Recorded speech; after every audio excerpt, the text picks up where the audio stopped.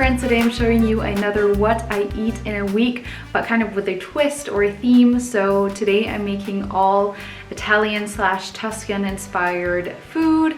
And yeah, this is a good one. Of course, I made them vegan. A lot of the dishes here in Italy are not vegan.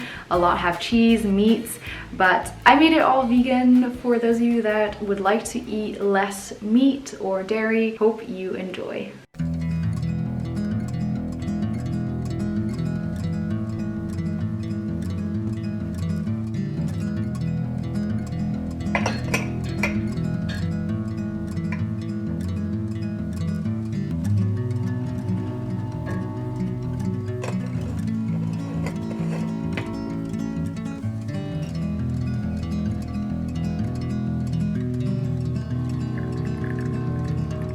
Breakfast, I'm just having some oats with nuts and walnuts, then also some toast with jam and an espresso.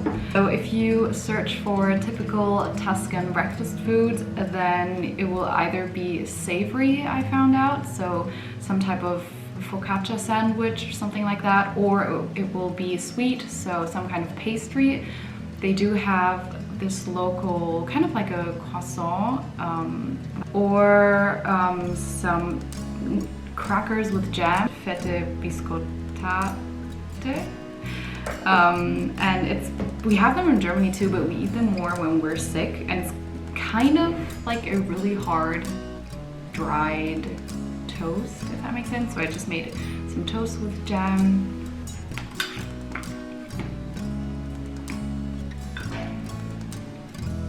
I feel like jam on toast is something that I usually only eat when I'm on vacation in a hotel. This is such a hotel breakfast for me, jam on toast, but it's really delicious. Before I continue with lunch, I have to get the ingredients for lunch and dinner, so I'm going to head out to the market and to the supermarket to get what I need.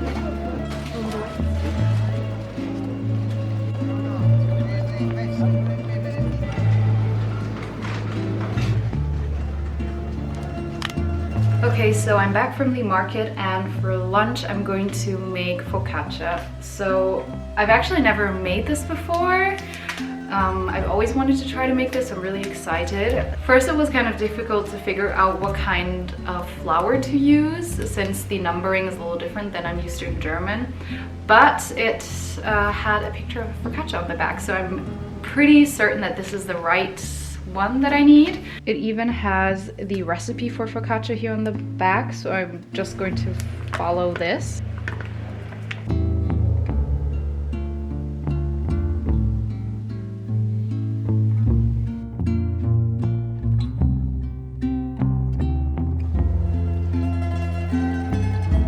Yeah, this was so much fun working with dough. I haven't baked bread in like a year maybe. So after the dough is done, we're going to have to proof it. It's pretty cold here, so I hope it doesn't take too long to proof.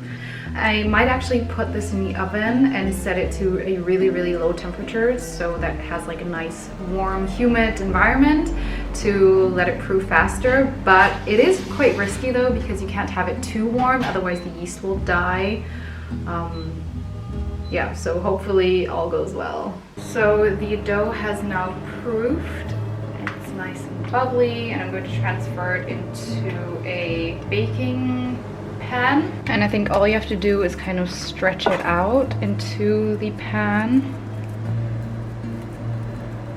and add all these holes into it. A little more olive oil on top. And now it's time to bake the focaccia.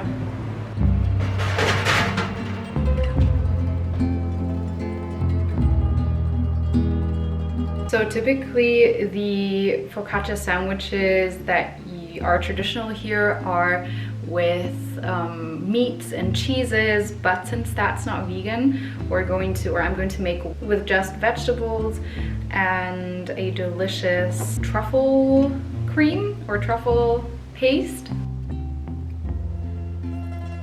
Adding some tomatoes from the market. And then adding some rocket salad.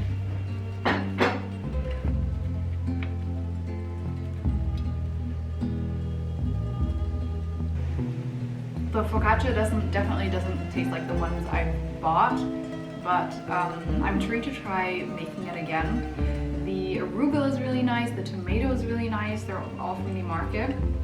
So this is such a good sandwich. Also because I put less salt into the bread than I think you usually put, which also impacts the taste and the texture, I think. So it's already getting darker outside. That means it's time to make dinner. So tonight's dinner is going to be a really delicious ragu. Usually ragu is cooked with meat, but we're going to make it vegan. So what I'm going to use for flavor is actually eggplant. I love the flavor of eggplant, and especially together with olive oil, it's just so good. The thing with ragu is that it is cooked for a really long time so that all the flavors kind of come together. So this is what we're going to do with our vegan eggplant ragu. I've already made this, actually made this the first night that we were here in Florence, and it was so delicious. I've already made it a bunch of times before, and I'm going to show you guys how I make it.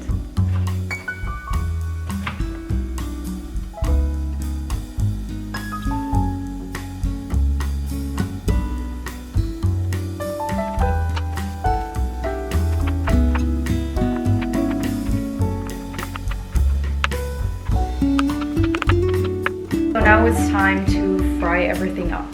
We want to be really generous with the olive oil, since the eggplant is like a sponge and will soak up all the oil.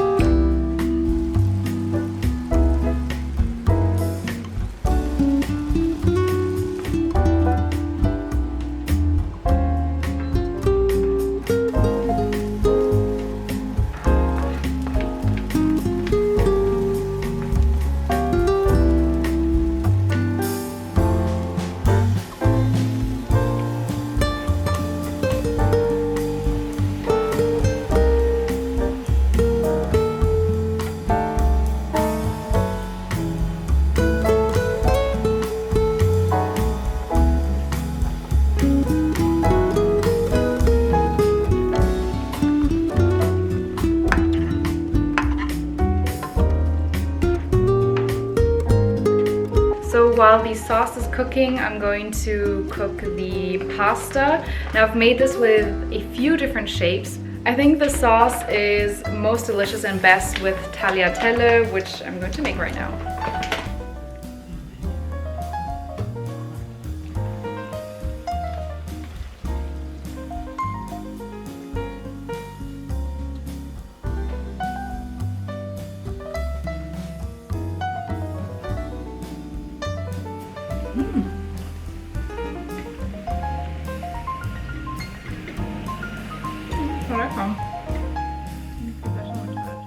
Thank you so much for watching. Hope you enjoyed these amazing, delicious dishes. Let me know if you decide to recreate any of these. They were definitely really good. Don't forget to like and subscribe for more, and I'll see you guys in my next video. Bye!